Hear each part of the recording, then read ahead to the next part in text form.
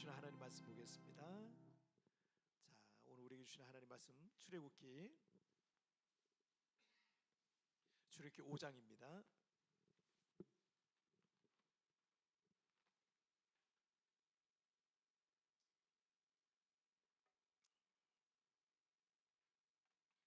자, 출애굽기 5장 1절부터 9절까지의 말씀, 우리 한 절씩 교독할 때 제가 1절 말씀 먼저 봉독해 올리도록 하겠습니다. 그 후에 모세와 아론이 바로에게 가서 이르되 이스라엘 하나님 여호와께서 이렇게 말씀하시기를 내 백성을 보내라. 그러면 그들이 광야에서 내 앞에 절기를 지킬 것이니라 하셨나니 나이다. 여호와가 누구이기에 내가 그의 목소리를 듣고 이스라엘을 보내겠노. 난 여호와를 알지 못하니 이스라엘을 보내지 아니하리라. 그들이 이르되 히브리인의 하나님이 우리에게 나타나셨은즉 우리가 광야로 사흘기쯤 가서 우리 하나님 여호와께 제사를 드리려 하오니 가도록 허락하소서. 여호와께서 전염병이나 칼로 우리를 치실까 두려워하나이다. 애굽 왕이 그들에게 이르되 모세와 아론아 너희가 어찌하여 백성의 노역을 쉬게 하려느냐. 가서 너희의 노역이나 하라. 바로가 또 이르되 이제 이 땅의 백성이 많아졌거늘 너희가 그들로 노역을 쉬게 하는도다 하고 바로가 그날의 백성의 감독들과 기록원들에게 명령하여 너희는 백성에게 다시는 벽돌로 쓸 집을 전과 같이 주지 말고 그들이 가서 스스로 집을 줍게 하라. 또 그들이 전에 만든 벽돌 수레대로 그들에게 만들게 하고 감하지 말라. 그들이 게으름으로 소리질러 이르기를 우리가 가서 우리 하나님께 제사를 드리자 하나. 다 같이요. 그 사람들의 노동을 무겁게 함으로 수고롭게 하여 그들로 거짓말을 듣지 않게 하라. 아멘. 자, 오늘 말씀 제목 읽겠습니다. 시작. 새 역사는 이렇게 시작한다. 다시 한번 시작. 새 역사는 이렇게 시작된다. 1910년 일본 제국과 친일파에 의해서 우리나라는 한일 병합, 한일 합방, 한일 병합 조약이라는 게 맺어지면서 그러면서 이 대한제국, 조선이 있죠, 조선. 이 조선은 주권과 국권을 잃게 됩니다. 나라를 뺏겼어요. 나라를 뺏겼는데 나라를 뺏긴 우리 국민들은 이름까지도 일본어로 이름으로 바뀌었어요. 그래서 일제시대 때 살았던 우리 부모님 세대, 저희 부모님 세대죠. 이제 여러분의 부모님 세대는 이제 그 이후 세대지만 우리 부모님 세대는요 거의 대부분 일본식 이름이 있었어요. 그래서 부모님 한 분, 우리 다 있으셨어요. 그러니까 지금 70 이상 되신 분들 있잖아요. 80 되신 분, 이런 분들은요 일본 이름이 다 있었어요. 왜냐면 다 일본 이름 쓰게 했습니다. 학교에서도 일본 말로 하게 하고 막 그렇게 했었습니다. 그래서 그런 치욕적인 일제 35년을 우리가 보내야 했습니다.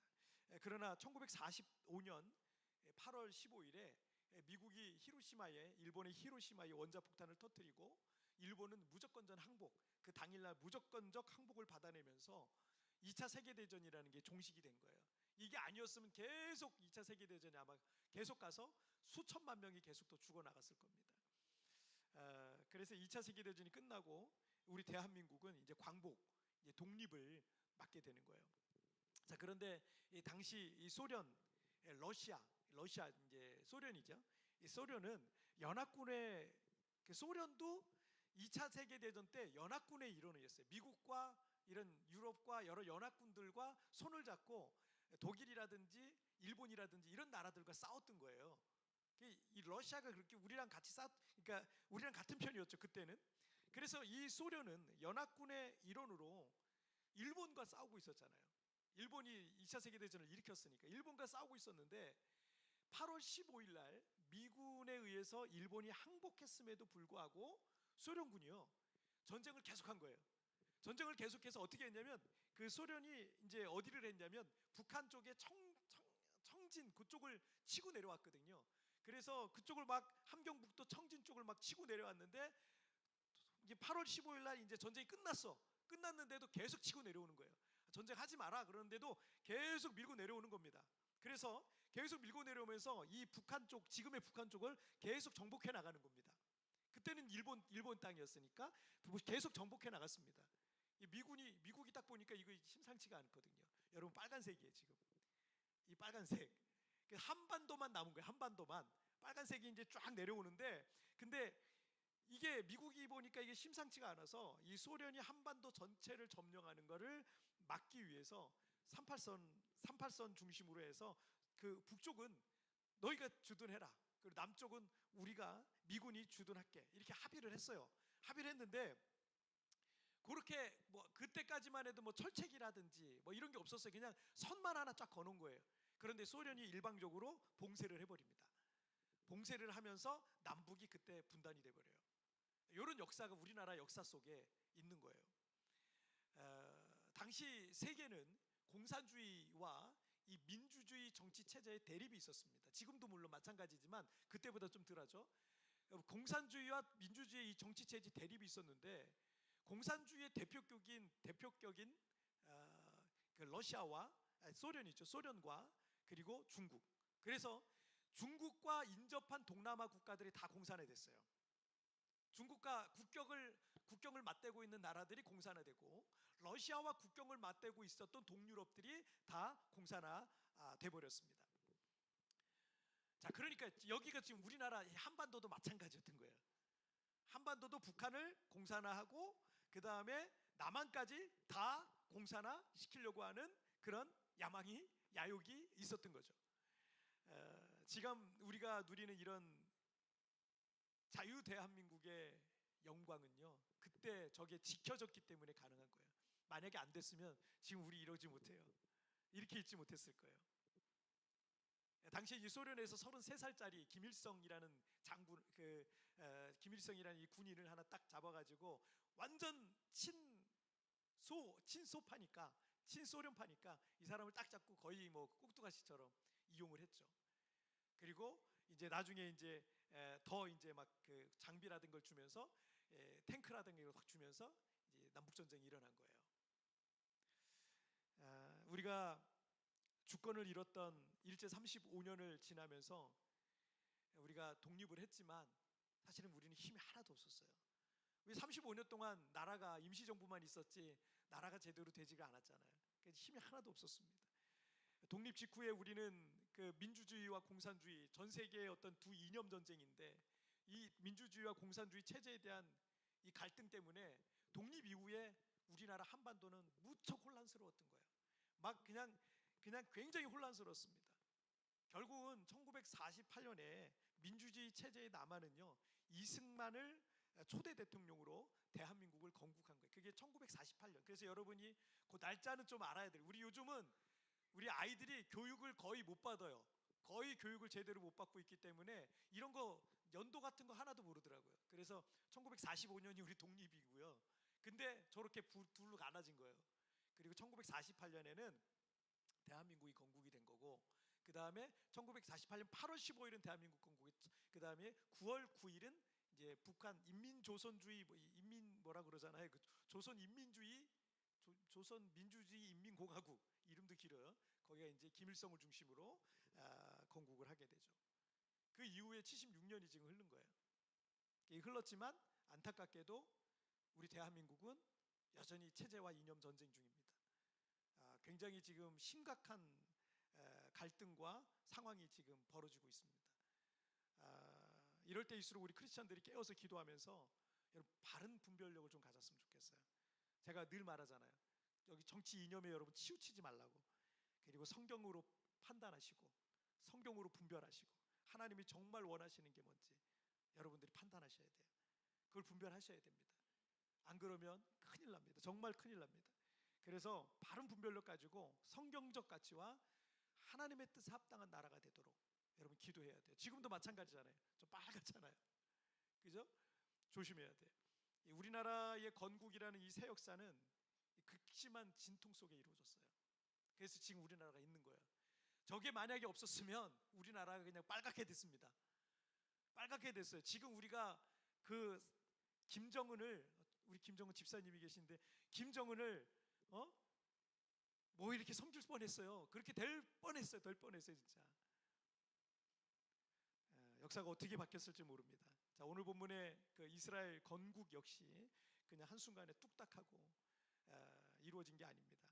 산모가 아기를 출산하려면 엄마가 거의 죽다 살아난다 그러잖아요. 산모가 거의 죽다 살아날 정도의 진통을 겪어야 되는데 비로소 그 뒤에 새 생명이 탄생하는 것처럼 여러분 한 개인과 가정과 교회도요, 새 역사의 시작은요 그에 맞는 진통이 있어요. 우리 교회가 시작되는 것도 그에 걸맞는 진통이 있었던 거죠. 자, 여러분 우리 첫 번째 주제 한번 보실까요? 시작. 과거를 끊어야 새 역사가 시작된다. 다시 한번 시작. 과거를 끊어야 새 역사가 시작된다. 고대 이스라엘이 가나안에 들어가서 건국되기 전에 이스라엘은 40년간의 광야 생활을 하고 있었죠. 그때 모세를 통해서 기록한 모세 오경을 통해서 하나님께서는 이스라엘이라는 민족과 나라가 신정국가, 그러니까 하나님이 통치하시고 하나님이 다스리시는, 그래서 사울과 다윗이 왕이 되기 전까지 이스라엘은요 나라는 건국했지만 왕이 없었어요. 대통령 뭐 이런 거 없었어요. 그냥 선지자가 다스리고 제사장이 다스리고, 왜 신정국가였어요. 하나님이 다스리는 그런 나라였습니다. 그래서 신정국가로 나아가기 위한 준비를 하게 하셨습니다. 율법이 법이었습니다. 율법이 헌법이었어요. 하나님께서 이 가나안에 살던 원주민들, 그 모세 오경에 보면 다 몰아내고 이스라엘 백성들에게, 그리고 그 땅을 기업으로 주셔서 신정국가 이스라엘을 건국하게 하신다라고 말씀하셨습니다. 자, 신명기 7장 2절과 3절 말씀 볼게요. 시작. 내 하나님 여호와께서 그들을 내게 넘겨 내게 치게 하리니 그때 너는 그들을 진멸할 것이라. 그들과 어떤 언약도 하지 말 것이요 그들을 불쌍히 여기지도 말 것이며 또 그들과 혼인하지도 말지니 내 딸을 그들의 아들에게 주지 말 것이요 그들의 딸도 내 며느리로 삼지 말 것은. 자, 그런데 이 구절에 보면 이스라엘이 가나안 정복 전쟁을 할 때 그곳에 있는 원주민들을 진멸하라고 했잖아요.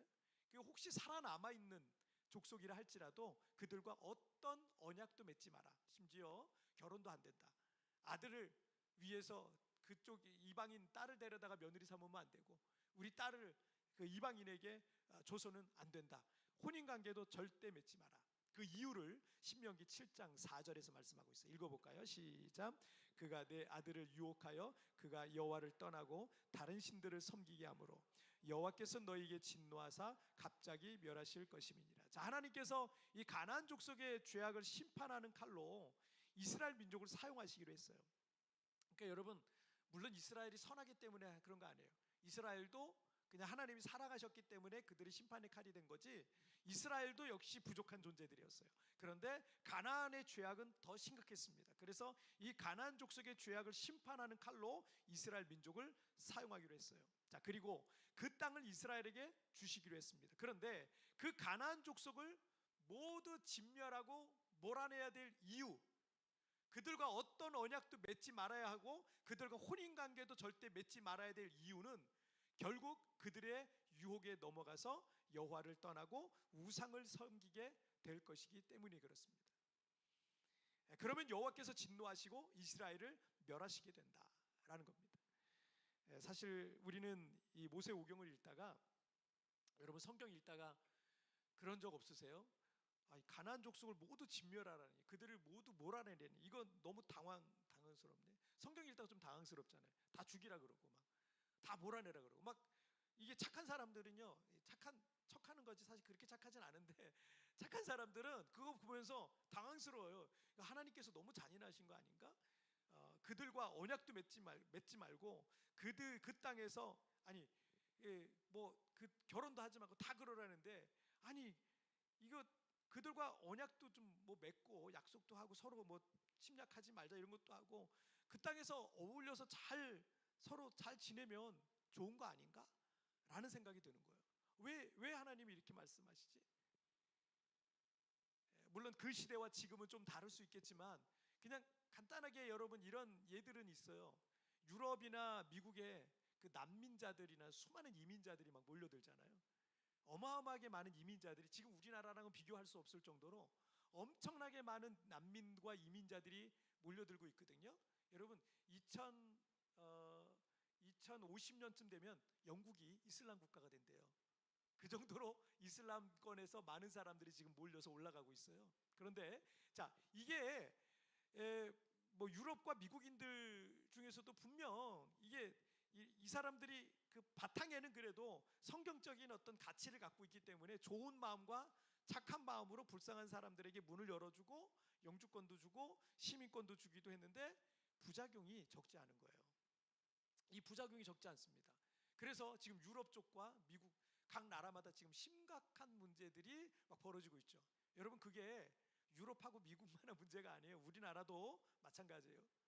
지금 우리나라에 여러분 식당 가서 밥 드셔보시죠. 한국에 가면 식당 가면 한국 분들이든가요? 아니에요. 한국에 있는 식당은 거의 대부분이 이제는요, 어딜 가든 다 중국 분들이세요. 다 중국 분들, 조선족이라 그러죠. 다 그 중국인 종업원이 없는 곳이 없어요. 거의 대부분이 중국인 종업원들이 일을 합니다. 우리나라 정부와 사람들이 착해요. 기본적으로 우리나라 사람들이 착합니다. 진짜 착해요. 착한 마음을 갖고 있는데, 이 외국인들이 왔을 때 이제 뭐 중국인들뿐만 아니라 동남아라든지 여러 이제 뭐 아프가니스탄 여러 나라들이 이제 왔을 때 이들에게 의료보험 혜택도 다 줘요. 우리나라가. 그래서 심지어 가족들까지 다 데리고 오잖아요. 와서 어느 정도만 머물면 의료보험 혜택을 받을 수 있어서 우리나라에서 중요한 수술이라든가 이런 것까지 받을 수 있어요. 굉장하죠. 그래서 중국에서 또 아시아 곳곳에서 가족들까지 다 데리고 옵니다. 데리고 와서 여기서 어느 정도 시간만 머물면 수술도 받을 수 있고 치료도 받을 수 있고 그걸 다 할 수 있어요. 우리나라가 엄청난 나라죠. 근데 이걸 지금 우리나라가 다 해주는 거예요. 영주권도 주고, 심지어 여러분 더 놀라운 게 뭔지 아세요? 투표권도 줘요. 투표권도. 우리는 중국에 가면 투표권 있어요, 없어요? 없어요. 안 줍니다. 외국인이 안 줘요. 여기서 투표해야 안 해요? 안 해요. 근데 투표권도 줘요. 자, 그러니 여러분, 지금 우리는 좋은 마음으로, 우리 한국 사람들이 착해요. 기본적으로 굉장히 착한 마음이 있습니다.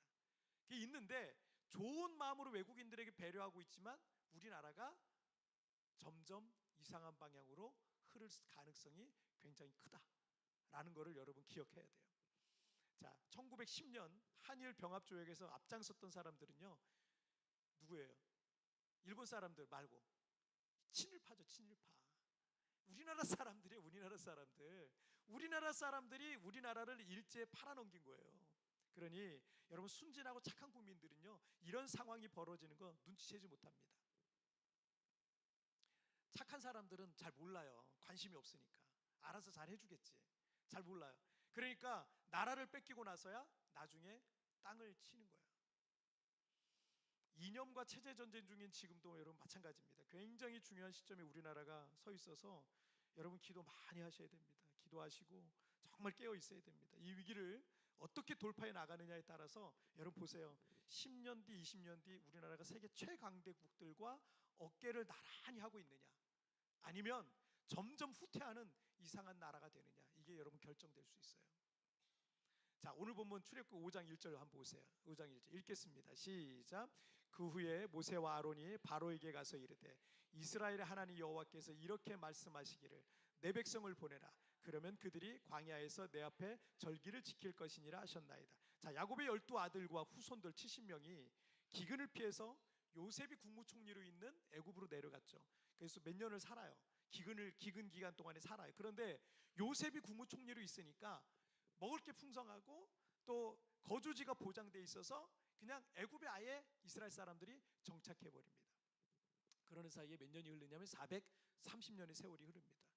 야곱의 70명의 후손들은 하나의 부족이었는데 이제 장정만 60만 명에 이르는 큰 민족으로 성장하게 됩니다.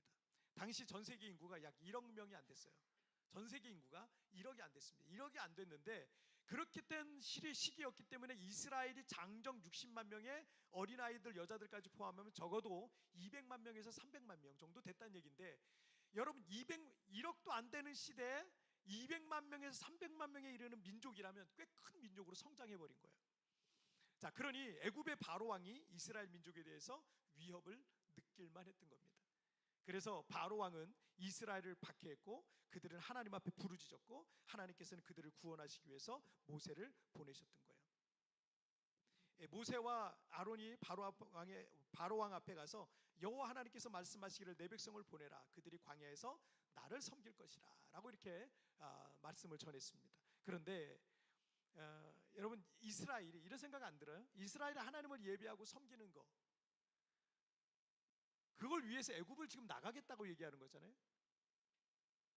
그렇다면 굳이 힘들게 멀리 광야까지 가가지고 거기 들어가서 예배하고 제사하지 말고 그냥 애굽에서 그냥 애굽에서 성전도 짓고 제단도 쌓고 거기서 이스라엘을 신앙 공동체로 만들면 되지 않겠어요? 여러분 그런 생각 들잖아요. 왜 굳이 나가야 돼요? 여러분 우리가 지금 이스라엘의 이 건국 과정을 보고 있잖아요. 만약에 그들이 애굽에 남아서 하나의 신앙 공동체를 이루었다면 이스라엘이라는 나라 안 생겼어요. 지금 아마 이집트에 있을 겁니다. 이집트에 하나의 족속, 여기는 어떤 족속과 아브라함족과 또 이집트의 무슨 족과 무슨 족이 우리 민족을 구성한다. 우리나라 같은 경우는 한민족이라 그러잖아요. 그런데 이 이스라엘이 만약에 애굽에 남았다면 애굽은 그런 사람들이 있었을 거예요. 새로운 나라가 건국이 되려면 출애굽을 해서 또 하나님께서 예비하시고 언약하신 그 약속의 땅으로 들어가야 했던 겁니다. 여러분 과거라는 것을 끊어야 새로운 역사가 시작될 수 있습니다. 과거를 끊어내지 않으면 새로운 역사는 시작이 어려워요.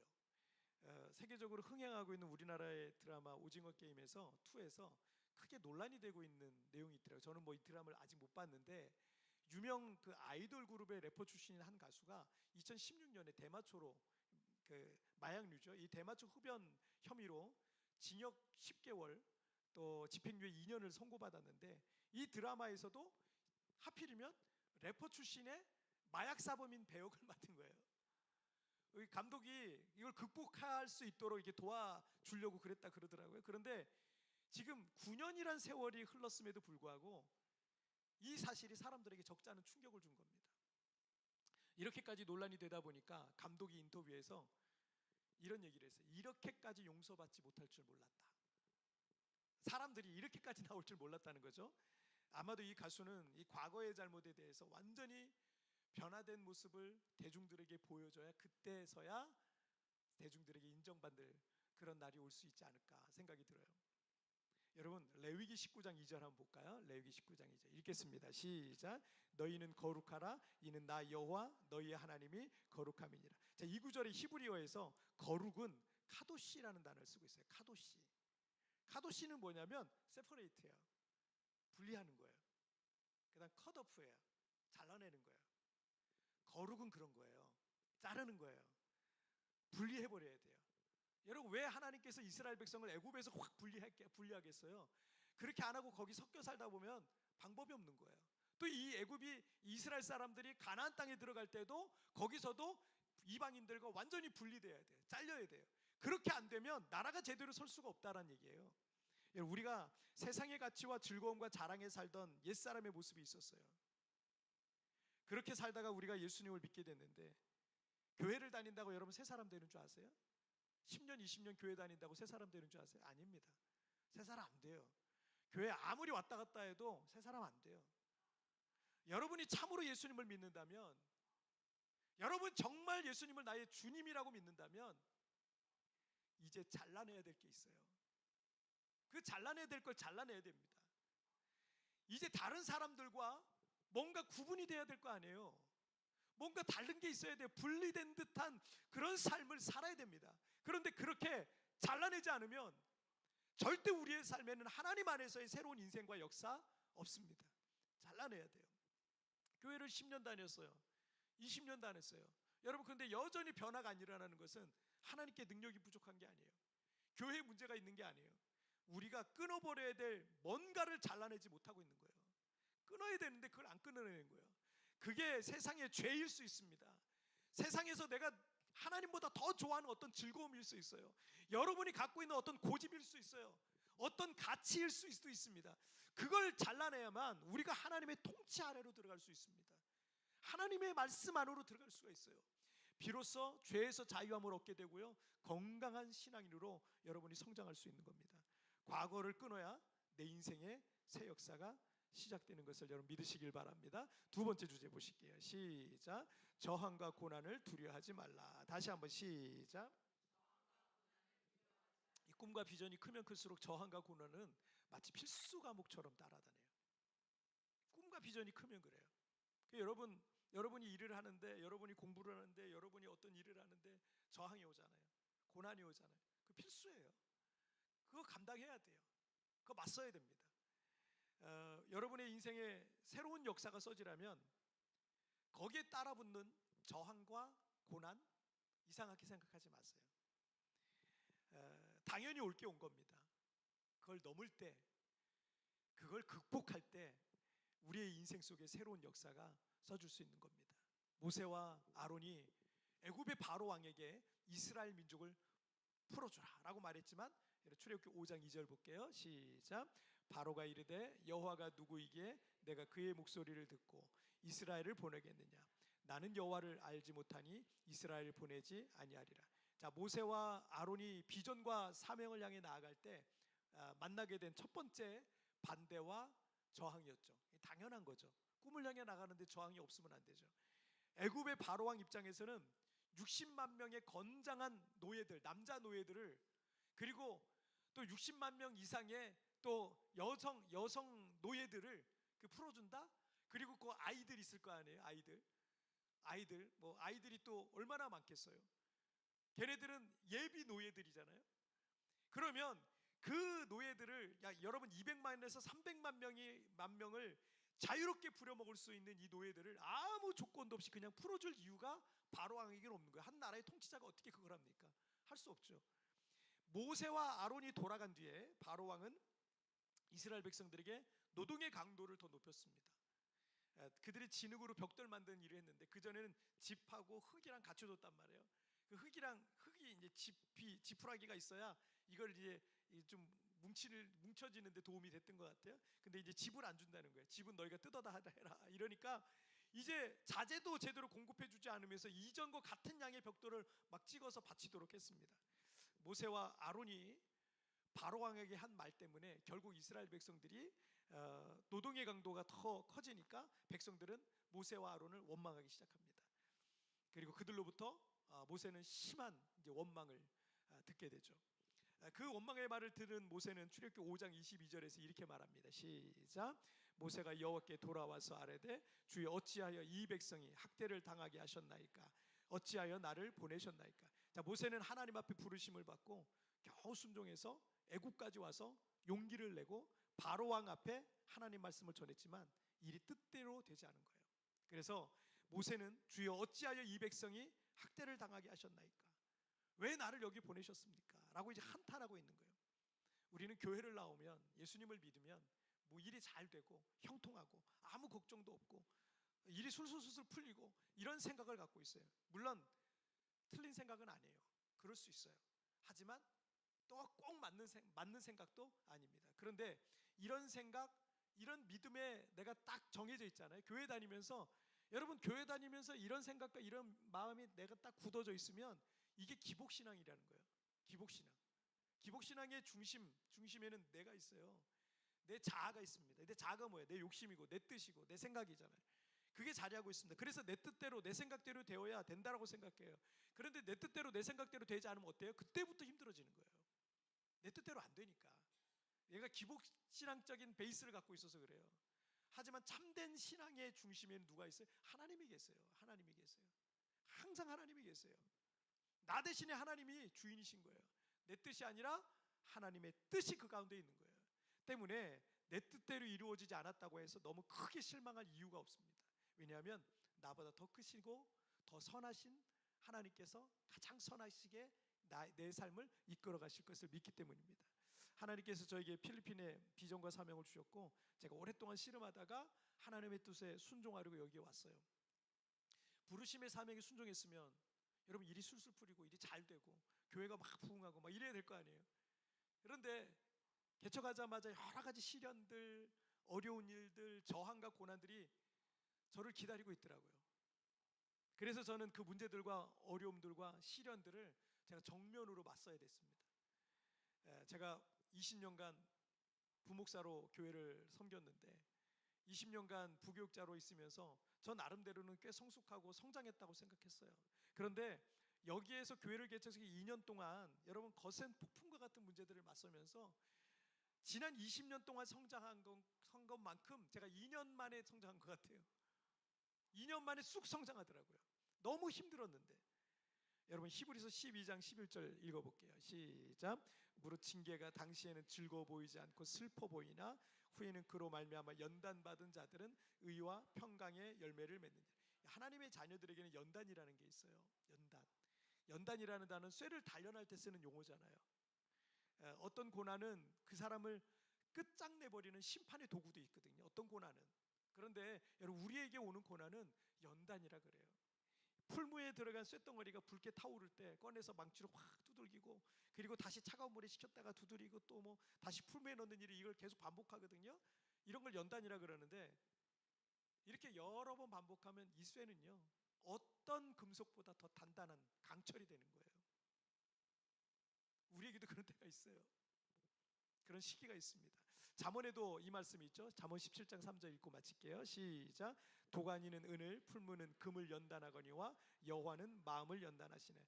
여러분의 인생에 여러 가지 어떤 고난과 시련 앞에 절망하거나 여러분 두려워할 필요 없어요. 여러분, 지금 그 연단의 과정을 우리 갖고 있는 거거든요. 금을 연단하는 것을 통해서 가장 순수한 금이 만들어지잖아요. 그런 가장 순수한 금이 만드는 것처럼 이 연단을 통해서 하나님께서 우리의 신앙을 연단하세요. 순수하게 만드세요. 여러분, 우리 교회 다닌다고 다 순수할 것 같아요? 아니에요. 10년 다녔으면 순수할 것 같아요? 아니에요. 20년 다녔으면? 아니에요. 내가 목사고 내가 장로고 내가 목사 할아버지라면 순수할 것 같아요? 아니에요. 그렇지 않아요. 매일 기도해야 돼요. 매일 말씀의 나를 비춰봐야 돼요. 항상 말씀의 나를 비춰봐야 돼요. 뭐가 문제가 있는지, 뭐가 잘못됐는지. 여러분, 다른 것을 매뉴얼 삼지 마세요. 하나님 말씀이 나의 매뉴얼이에요. 내 인생의 매뉴얼이에요. 그래서 여러분, 그런 시련이 올 때 여러분 너무 낙심하지 마세요. 지금 어떤 기간이에요? 연단하는 기간이에요. 연단하는 기간.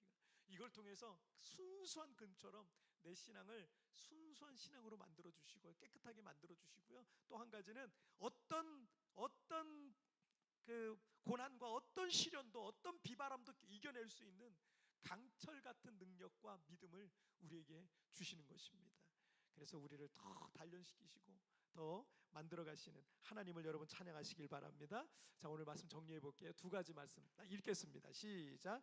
과거를 끊어야 새 역사가 시작된다. 저항과 고난을 두려워하지 말라. 다시 한번 시작. 과거를 끊어야 새 역사가 시작된다.